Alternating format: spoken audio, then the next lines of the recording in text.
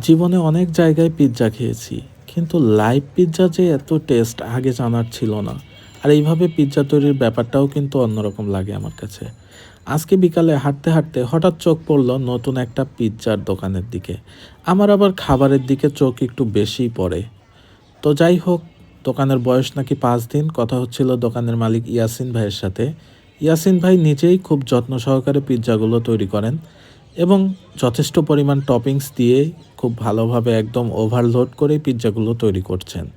দেখেই বোঝা যাচ্ছে পিৎজাগুলো স্বাদ হবে অনেক। কিন্তু আমি খুবই এক্সাইটেড ছিলাম, কারণ আমি এরকম লাইভ পিৎজা কখনো খাইনি।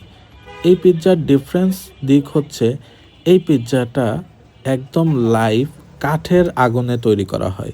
বিশেষ এক ধরনের চুলায় জ্বালানি হিসাবে কাঠ ব্যবহার করা হয় এবং পিৎজার নিচে ব্যবহার করা হয় এক ধরনের তাওয়া। এই তাওয়াতেই পিৎজাটা গরম করা হয়, এটাকেই বলে লাইভ পিৎজা।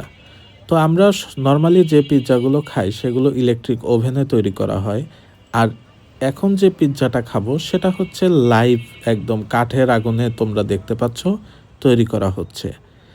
তো আমার পিৎজাটাও এখন এই চুলায় গরম হচ্ছে, আর আমার ক্ষুধা ধীরে ধীরে বেড়ে যাচ্ছে।